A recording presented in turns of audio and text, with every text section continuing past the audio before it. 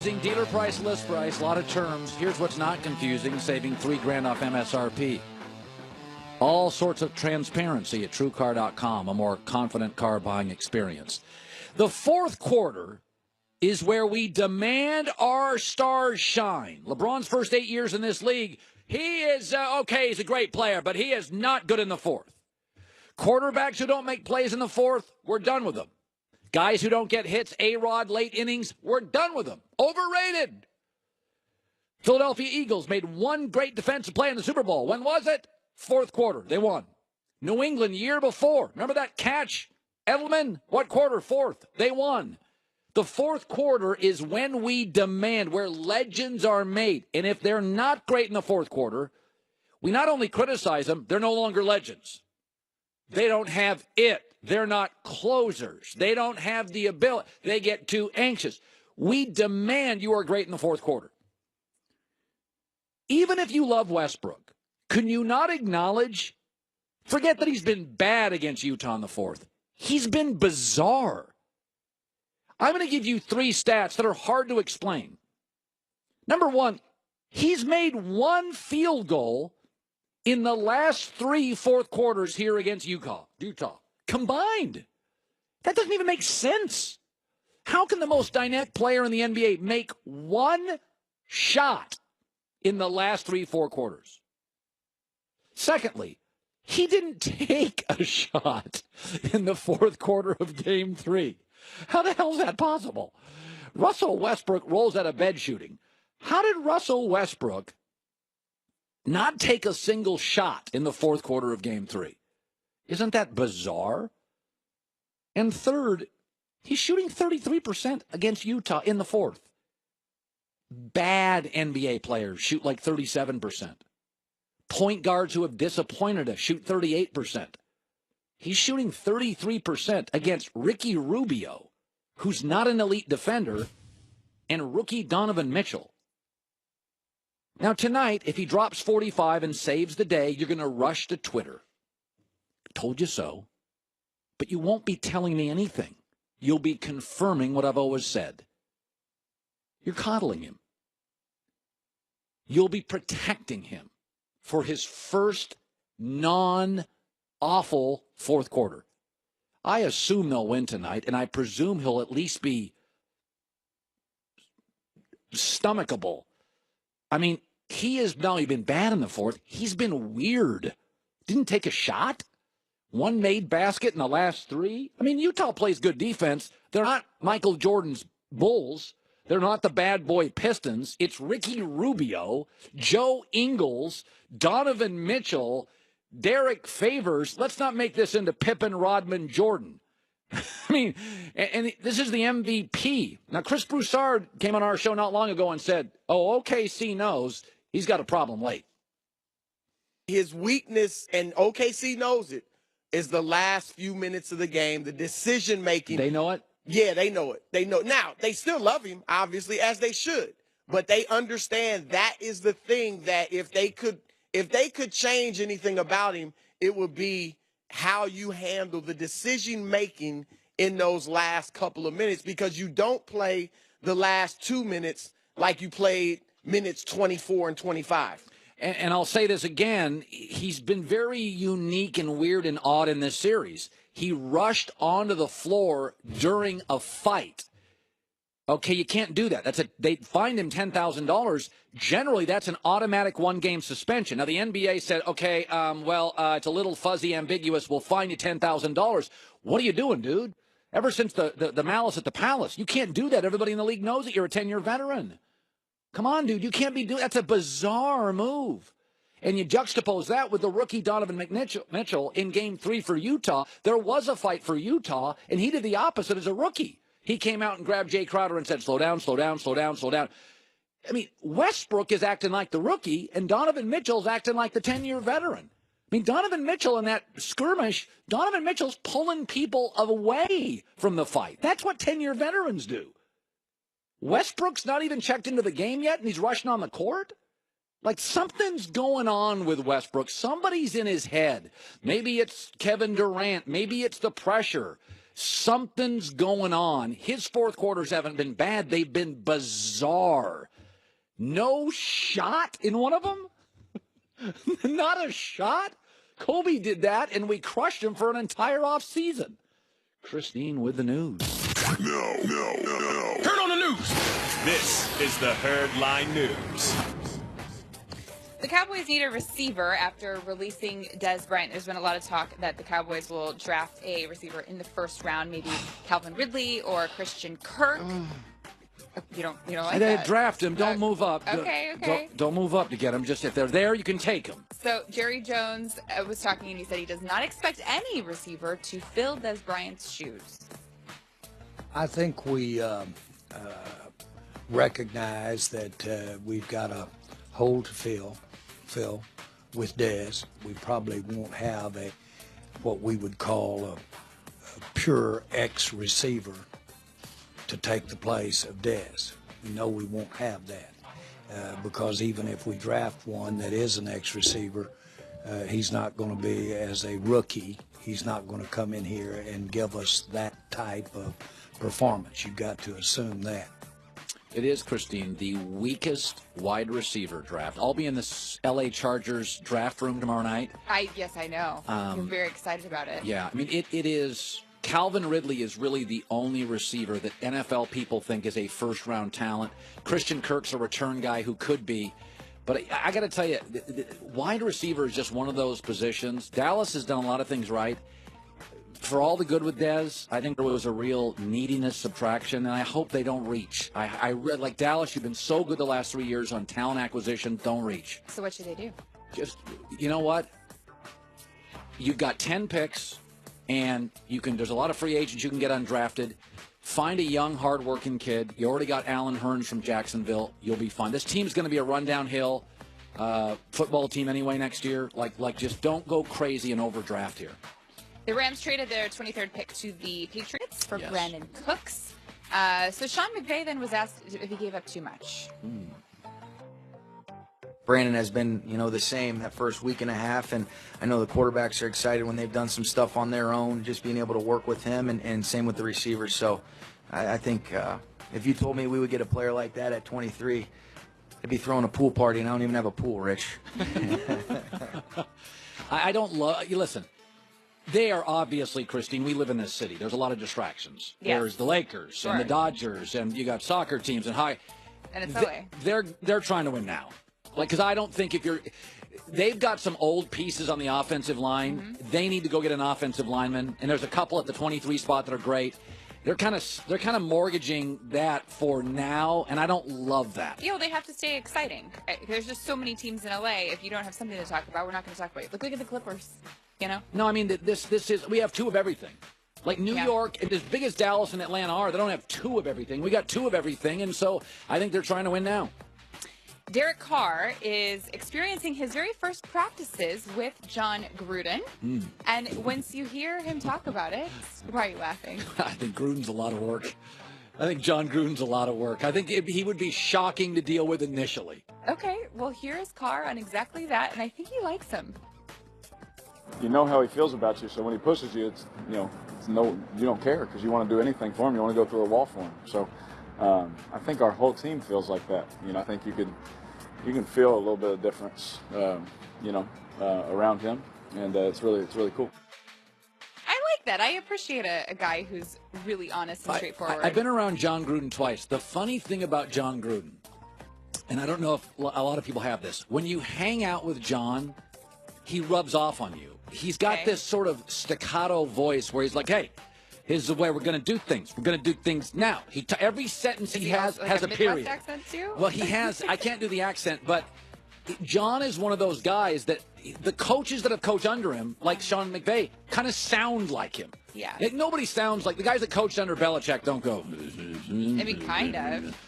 But I think the Gruden Oakland Vegas thing is going to be. I don't know if it's going to be successful. It's going to be interesting. I don't know if it's going to be successful, but it's going to be interesting. There's a lot of stuff with Gruden. Christine with the news. Well, that's the news. And thanks for stopping by. The Herd Line News. A two-time national champ. He was a Heisman winner. played in the NFL for several years, and now he's our Fox college football analyst. He is Matt Leinart, getting ready for the draft. Look at that. Is it a dance? I've run in 10 years. So you know who we had in the show yesterday? Josh Rosen. I heard. And I just stayed on. I didn't even talk football. Because I thought to Why would you talk football? Well, you know what with I these? felt? You know what I felt, Matt? Here's what I felt. Is that I can be critical of people on this set. And so I thought to myself, I'm not going to talk football because everybody knows he can play football. I am going to let him, I'm going to ask him pointed questions about the arrogance thing, the confidence thing, the cocky thing. Sink or swim, go. Right. And I thought he hit it out of the park. Now, because you're in Southern California, I would imagine you know Josh. Yeah, and Manhattan Beach kid. So you knew him growing up, his backstory? I didn't know him growing up. I knew him from Bosco, St. John Bosco, because he played Mater Dei at my high school. So had a chance to kind of follow his high school career a little bit. Knew coaches and people who knew him as a kid growing up, and then got a chance to know him a little bit when he went to UCLA. Talked to him a handful of times. Obviously covered him. I like him. And by the way, there are reports that he can be a little cocky. Now I would say this. I was no day at the beach at 17 either. Now I'm a gracious, warm human being. I was a piece of work at 17. So you've heard the reports. A little cocky. I mean. Why I don't understand. Like, why is that a bad thing? I don't understand. I think when I look at Josh Rosen, there's an arrogance to him. There's also an arrogance to Phillip Rivers. There's an arrogance to Aaron Rodgers, who he gets compared to a lot. I think that's the most similar one because Aaron and I came out around the same time, and Aaron had that. It was a different time back then. We weren't as outspoken as these kids are now, which I also don't think is a terrible thing. But he's very self-aware of who he is. He's very he knows he's good. He's not afraid to admit it. And I don't mind it because you know what? Last year he proved to me, even though he was hurt at times, he proved to me that he was a leader on that team. He was tough. The kids rallied around him, and the one thing that comes up with Josh Rosen a lot is this like authority, and he's going to challenge, right? And that thing, and it's funny to me. I played with Kurt Warner, right? I played with a guy who maybe from the outside, not a lot of people would think he was arrogant. I wouldn't define Kurt. He's seen as humble and warm. I wouldn't define Kurt as arrogant, but he was confident as hell in those meetings. And that's why he's a Hall of Famer. And I saw it. So I saw a side of him that was a competitive side. And I just use this example because Rosen, they're like, oh, you have to have a coach that's going to challenge him and he's going to challenge you. And first of all, you want that in your quarterback. But I sat in those meetings, and I think anyone would tell you this. Kurt was the smartest guy in the room, without a doubt. Coaches, everybody. And there's some pretty successful coaches.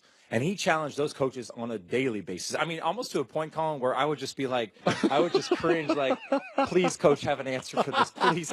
And it wasn't a bad thing. It was like he wanted to be great. And he's like, I know I see that on film. Tell me something I don't see on film. So it's always a challenge. And I just think this is getting way blown out of proportion.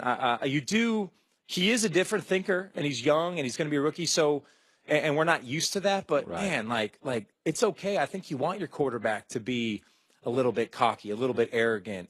You want him to be a great leader, but you want him to have that, and that's what he has, and I'm all for it. By the way, Sam Darnold's loose with a football. People say his hand size, and it's good enough, but it's not. Josh Allen's a big, tall kid, limbs, he got the hands, all that stuff.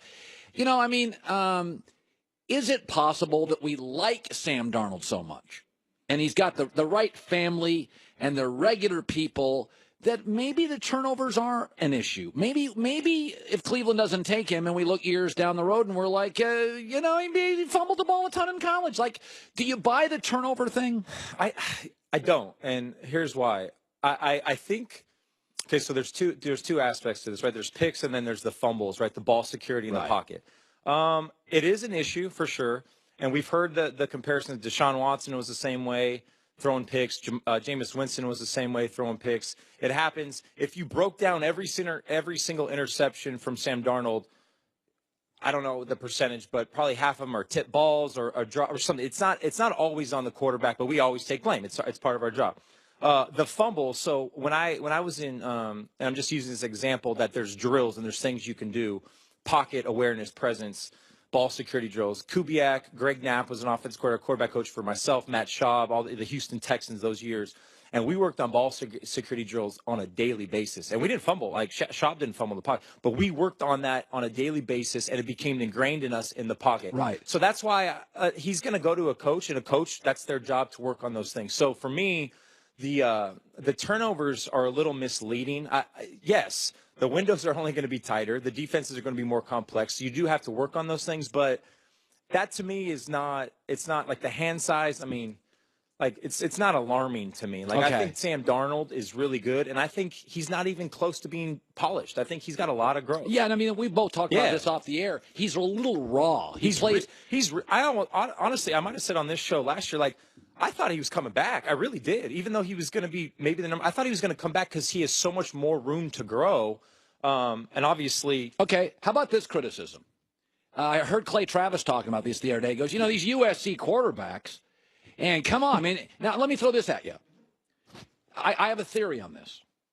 That even when they're not the best team in the conference, USC has the best players. They have the best backs, best left tackle in the conference, the best wide receiver, generally an NFL tight end. That I could make the argument, Matt, that USC quarterbacks are comfortable in college compared to a Cal quarterback, compared to a Purdue quarterback. And that I could make the argument that you know this well, when you get in the NFL, you're throwing in a tight, muddy pocket. USC quarterbacks for 3 and 4 years, they've got an NFL left tackle, 2 NFL backs, an NFL wide receiver, NFL tight end.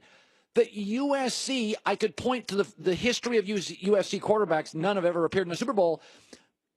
The Darnold, he's throwing to Juju Smith-Schuster and Dory Jackson. He's handing off to Ronald Jones, and he's not ready for the NFL. Yeah, but, I mean, who did he throw to this year? And he still had a big year. I mean, Deontay Burnett came out. I thought he should have stayed.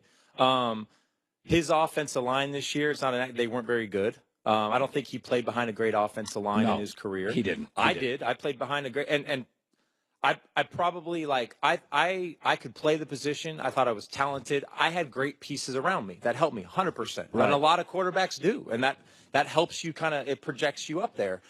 Sam – I think when you look at myself, it was a different era, it was a different time. The winning the championships, the media, the Hollywood, it was just different. Pete Carroll is a lot different than Clay Helton. It's just it was night and day. So like it's hard to put Sam into that category. Mark Sanchez was a little more in my era, right? Yeah. Pete Carroll, I thought Mark should have stayed another year, and I remember Pete criticized him for leaving. He should have stayed another year.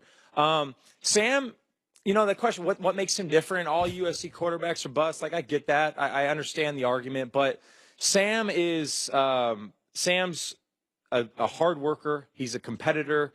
He's a blue-collar kid. Like, I know you've probably got to get to know him a little bit over the years. Love him. He's just a great kid, and he wants to win, and he wants to be great. And I'll tell you what, one thing that really stood out for me was Sam, and this is the reason why I'm very high on him, and it's not because he's SC, and it's not because – I just think he's good. I think he's a great player. He started 2 years ago, Utah, right? That was his first game on the road. Tough environment. Utah, good football team. He took over for Max Brown, and he goes out there. He plays well. I think he throws a pick at the end of a fumble, but, like, you could see it. You're like, wow, this kid has got it. And he texted me, literally. We were here. We were covering that game. He texted me right after the game, probably within an hour. And I'll tell you, I could show you probably, a big old long paragraph. What do I have to do? And I didn't even reach out to him. What do I have to do to be great? I hate losing. I want to be a leader for this team. All these things. And I'm thinking, I remember showing, Coach and Robert Smith and these guys. I'm like, dude, this kid is special, man. Like it takes, Josh Rosen wouldn't do that to Cade McNown. You know what I mean? Right. So he reached out, and it was just like, this kid's got it. And he does, in my opinion. And for 2 years, some ups and downs, but the kid is special, and I think he's just he's a little bit maybe of a different mold than maybe myself and some of the other previous quarterbacks. I think that. By the way, I'm not a big Baker Mayfield fan. I have a rule. Really, Colin? No. I didn't know. I have a rule when it comes to quarterbacks. No police video in your resume. Well, that's a pretty good rule in general. Okay. Oh, you tell me this, Matt Leinart. If you were applying for a high school principal job and this tape came out, you would be eliminated from consideration. If, Christine, you were up for different for a principal and a quarterback? Well, time out. A little bit different A principal is in charge of thousands of kids. You know what that guy's in charge of? You know a $4 billion. And you know what he's in charge of? Throwing touchdowns and winning football games. Oh, listen to you. Listen to you. Wait, let me just say something about this. This is not a joke, but I mean, it's tough. I mean, he took a tough dig right there. That's I'm not kidding. where you should go with this. I know, I'm kidding. Listen, everyone knows I'm a Baker Mayfield. You absolutely hate Baker Mayfield. Hate is strong. This is serious. This obviously is a horrible look for Baker Mayfield, and I get it. I do believe in second chances. I think this could be an isolated incident. I think the on the field mannerisms and how he carries himself, I'm all for. You hate, I'm all for. I think that's what makes him great. So you like the junk grabbing? Well, the junk grab is I mean, it is what it is. I mean, it's so funny because I talked a little smack in my day. You didn't do that. Okay, but That we knew of. God, come on! I mean, give me a break. So because he does that, just that makes you hate him? Okay, that plus You that also plus got this. on him for posing shirtless in Sports Illustrated when it turns out that Sports Illustrated asked him to do it. You guys are you guys are very permissive parents. I'll tell you that. Colin, I'm not a parent. put your feelings aside for 1 second. Okay. Baker Mayfield is not Baker Mayfield unless he's emotional and he plays with that chip and he plays with that. Phillip Rivers is the biggest smack talker. Can you watch? Love him. He's a total trash talker. And you love him. I don't have a police video. Maybe he doesn't have a police video. Maybe he doesn't grab his crotch. But Phillip Rivers talks more smack than anyone, and he's a Christian. He's a great dude. All right. Like, come on, man. Like, he can play. That's what's got him to this point. Let's see what happens. Okay. I don't. The police video. I know I made a joke, but the police video is serious and. You know, I'm sure he learned from it. He's a good kid. We'll see what happens. Matt Leinart coming up next. Buy, sell, or hold. I'm your stockbroker. You may give me questions. I'll tell you to buy it, sell it, or hold it. Some good reporting coming around the corner. Are you looking for a sports drink that delivers to today's athletes? It's time you turn to Body Armor. Sports drink. Generally have sugar. Body Armor has more potassium-packed electrolytes than all the other drinks. It has natural flavors and natural sweeteners and no colors from artificial sources. Only 20 calories per serving. Just tastes better. They've got your flavor. Strawberry banana, fruit punch, orange mango, and the Body Armor Sport Water. Some of the best athletes in the world, James Harden, Mike Trout of the Angels, would not use outdated training methods, equipment, or technology. So why would they use an outdated sports drink? To learn more about Body Armor Sports Drink, we'll make it easy. Go to drinkbodyarmor.com, drinkbodyarmor.com.